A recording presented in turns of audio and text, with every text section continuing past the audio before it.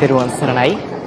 පසුගිය 15 වෙනිදාට යෙදී තිබුණු 2569 වන සම්බුද්ධත්ව ජයන්තිය නිමිත්තෙන් මලියදේව විද්‍යාලය සහ මලියදේව ආදිශිෂ්‍ය සංගමය එක්ව සංවිධානය කරන තිලෝගුරු අමාමැණි බුදුරජාණන් වහන්සේගේ පරිනිර්වාණ ශේෂ වූ දැනට වස්කඩුවේ ශ්‍රී සුභූති විහාරයේ වැඩ වාසය කරන කපිලවස්තුපුර නිසක ශ්‍රී උත්තම සර්වඥ ධාතු වන්දනාව අද සවස් භාගයේ සිට පසුදා අලුත්ම වනතුරු මලියදේව විද්‍යාලයේ පැවැත්වෙනවා.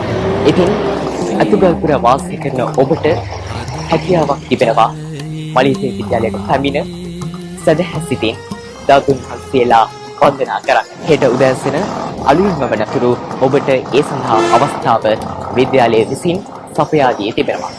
තවත් තොරතුරු ඉදිරියට ගෙනීමේ බලාපොරොත්තුවෙන් දැනට සම්බන්ධ වෙනවා. පෙරවන් සරණයි.